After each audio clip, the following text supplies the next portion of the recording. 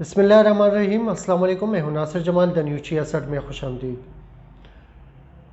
Channel को ज़रूर subscribe करें, बेल आइकन को क्लिक करें ताकि बर वक्त जो है हमारी वीडियो आपको नोटिफिकेशन मिलती रहे। कोरोना जो है वो बहुत ज़्यादा तेज़ी से फैल रहा है।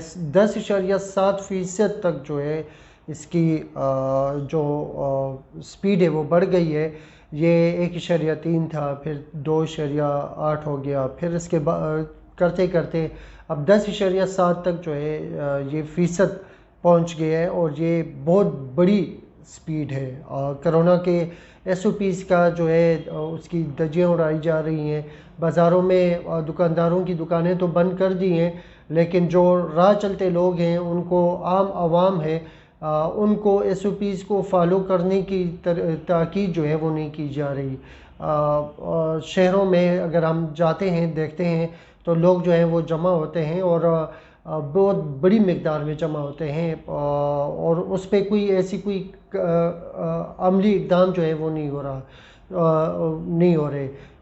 अलबत्ता दुकानदारों पे ये बर्डन ज़रूर डाला गया है कि वो दुकानें बंद रखें। अब जो लोग आम शहरी जो फिर रहे हैं बाज़ारों में, मास्क नहीं लगे हुए, एसओपीज़ पे अमल नहीं हो रहा। मैंने मेडिसिन की दुकानों से पता किया है तो वहाँ पे मास्क जो है वो इतने ज़्यादा फ़रोख्त नहीं हो रहे जिस तरह पहले फ़रोख्त होते थे। सैनिटाइज़र का तो लोग नाम ही नहीं ले रहे कि सैनिटाइज़र इस्तेमाल करें।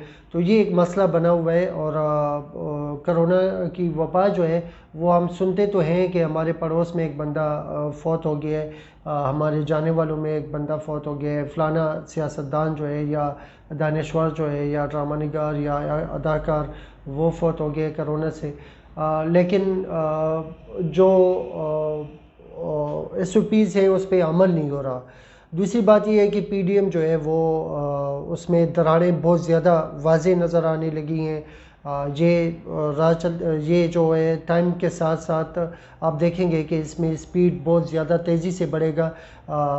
इख्तिलाफ़ात जो है वो तो थे ही थे, अंदरूनी इख्तिलाफ़ात तो थे लेकिन बाहर नहीं आ रहे थे, लेकिन अभी खुलकर एक दूसरे पे जो लान तान है वो होना शुरू हो गए।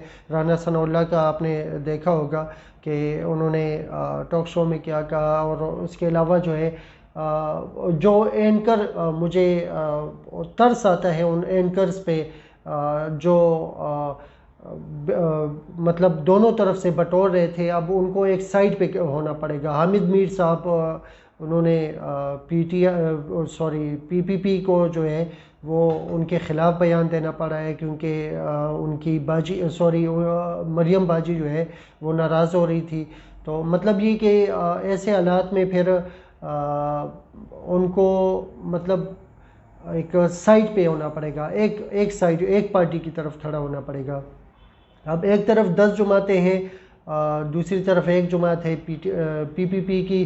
तो पीपल्स पार्टी की चूँकि वो स्टेक्स हैं, सिंध में हुकूमत है उनकी, अभी अपोजिशन लीडर जो है वो उसको मुंतखब करना था, जिस पे मरियम नवाज़ साहिबा ने एक बयान भी दिया है कि अगर आप कहते हमें कहते तो हम वैसे ही दे देते, और बहुत छोटी सी सीट।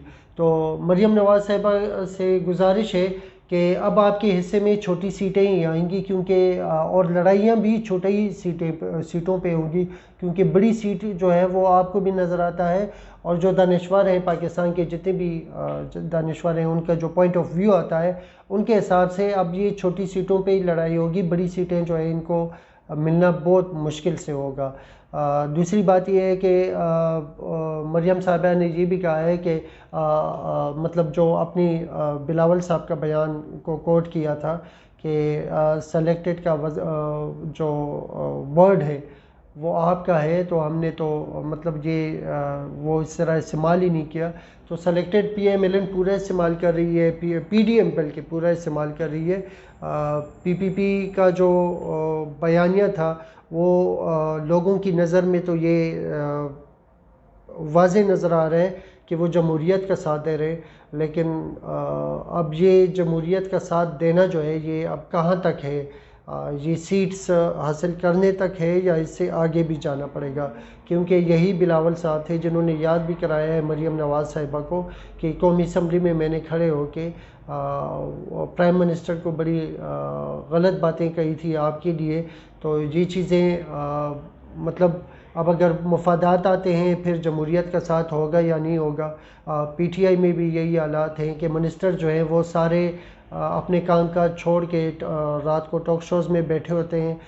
مطلب ان کو ایک چانس ملا ہے دوبارہ کانفیڈنٹ ووٹ کے ذریعے ان کو ایک چانس ملا ہے، اور یہ چانس جو ہے یہ اگر فرض کریں یہ ٹاک شوز میں آ کے بیٹھ کے آدھا گھنٹہ 40 منٹ جو ہے وہ پی ڈی ایم کو نیچے دکھانے کے لیے اس پہ ضائع کریں گے، اپنے ایفرٹ جو ہیں وہ اس طرف ضائع کریں گے، تو ظاہری بات ہے کہ وہ جو مقصد ہے وہ رہ جائے گا. تو اس کے لیے خان صاحب کو چاہیے کہ علیحدہ ایک ٹیم تشکیل دے اور وہ ان چیزوں کے لیے مختص ہو. باقی منسٹرز کو اپنے کام پہ لگائیں. اگر کوئی مقصد ہے آپ کا، کوئی آپ کا مطلب گران فروشی کے خلاف کام کرنے کا ارادہ ہے، کیونکہ آٹا چینی دالیں یہ ساری چیزیں ایسی مہنگی ہو گئی ہیں، رمضان آ رہا ہے، غریب لوگ جو ہیں وہ بہت زیادہ پریشانی کا سامنا کر رہی ہے، اور اس میں جو مافیا ہے وہ بھی انوالو ہے. ہم حکومتوں پہ تو بات کرتے ہیں لیکن بعض جو ناپختہ ذہن کے لوگ ہوتے ہیں وہ سارا کریڈٹ حکومت پہ ڈالتے ہیں، حالانکہ اس میں یہ جو مافیا بیٹھے ہوتے ہیں، جو بڑے بڑے اسٹور کیپر ہوتے ہیں، ان کا بھی بہت بڑا ہاتھ ہوتا ہے. اور ان کو ایک پوائنٹ یہ بھی ہے کہ ان کو قابو کرنا یہ اسی حکومت کا کام ہے. یہ کوئی رشیا سے کوئی ٹیم نہیں آئے گی، کوئی انڈیا سے نہیں آئے گی، امریکہ سے نہیں آئے گی، یہی حکومت ان پہ ہاتھ ڈالے گی. اور اگر فرض کریں اس کو ہاتھ ڈالنے میں کوئی دقت ہو رہی ہے تو ان منسٹرز کو ہٹا کے خان صاحب کو چاہیے کہ کسی کام کے لوگوں کو لے کے آئیں، نظریاتی ورکرز کو لے کے آئیں جو کہ ان کے نظریات کے ساتھ چلتے ہیں، جو ان کے ویژن پہ چلے، جو کرپٹ نہ ہو. اگر کرپشن ہو بھی ان کی تو اس لیول کی ہوگی، ان کے لیول کی ہوگی، ایسی بڑی کرپشن جو ہے وہ نہیں کر پائیں گے. تو بہرحال ان کو چاہیے کہ اپنی ٹیم ورک جو ہے اس پہ توجہ دیں، اور اس میں ایسے بندوں کو ہٹائیں جو کہ آپ کی حکومت کے لیے اور آپ کے لیے آئندہ مسائل کھڑے کریں. مولانا صاحب جو ہے وہ بیمار ہو گئے ہیں، لیکن ایک چیز جس پہ سوالیہ نشان بن رہا ہے، جو کہ سوشل میڈیا پہ بہت زیادہ سوالات اٹھ رہے ہیں، وہ یہ بات کر رہے ہیں کہ مولانا صاحب تو زندگی میں ہر بار کئی بار بیمار ہوتے ہوں گے. ایسے میڈیا پہ لا کے بات کرنا کہ بیمار ہو گئے ہیں اور ان کو بیڈ ریسٹ ہے، تو بیڈ ریسٹ تو مولانا صاحب نے کئی مرتبہ کیا ہوگا زندگی میں، تو اس موقع پہ کیوں بیڈ ریسٹ چاہیے ان کو. تو بہرحال ہماری دعا ہے اللہ ان کو صحت کاملہ نصیب فرمائے. مولانا صاحب بہت زیادہ پریشان ہوں گے، اور ان کی پریشانی بجا بھی ہے، کیونکہ اگر وہ پی ایم ایل این کو پکڑتے ہیں تو پی پی پی جو ہے وہ دوڑ رہی ہے. مولانا صاحب کے اپنے سٹیکس جو ہیں وہ ختم ہو چکے ہیں، اور ان کے پاس ہی آخری ایک دیوار رہ گئی. اگر یہ دیوار گر جائے تو وہ سارا گھر جو ہے وہ سامنے آ جائے گا. تو بہتر یہی ہے کہ وہ پی ڈی ایم کو سنبھال کے رکھیں، اس کو قائم و دائم رکھیں. ادروائز مولانا صاحب کے پاس کچھ بھی بچا نہیں ہے. اب یہ پی ڈی ایم کی صدارت ہے، یہ بھی چلی جائے تو آپ خود سوچیں، اگر جے یو آئی کا بندہ بھی یہ ویڈیو دیکھ رہا ہے تو وہ خود سوچے کہ مولانا صاحب کے پاس بچا کیا ہے، مطلب سیاسی لحاظ سے.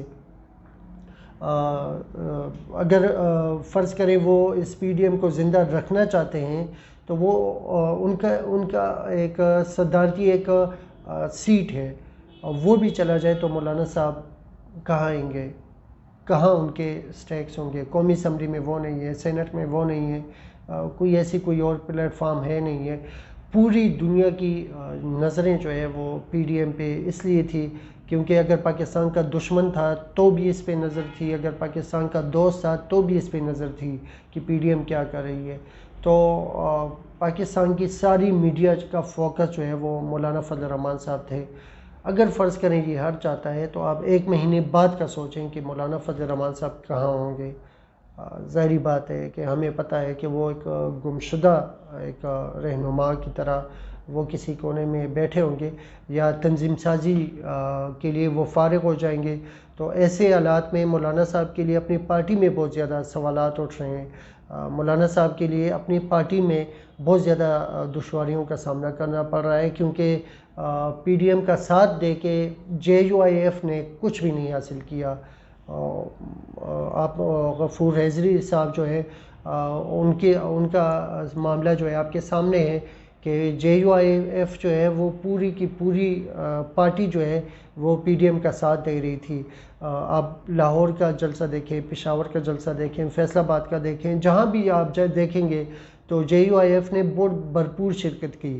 اب اس شرکت کا ان کو ملا کیا ہے؟ اگر کچھ پیسے ملے ہیں تو وہ مولانا فضل الرحمان صاحب کو ملے ہیں. پارٹی کو کیا ملا؟ پارٹی کے قائدین کو کیا ملا؟ یہ سوالات ضرور اٹھ رہے ہیں اور ہر جگہ سے اٹھ رہے ہیں. یہ سوالات جو ہیں یہ مولانا فضل الرحمان صاحب کا پیچھا کریں گی اور تاحیات پیچھا کریں گے. کرونا وائرس کے لیے بہت زیادہ احتیاط کیجیے گا. ایس او پیز کا بہت زیادہ خیال کیجیے گا. اپنا بہت زیادہ خیال رکھیے. السلام علیکم.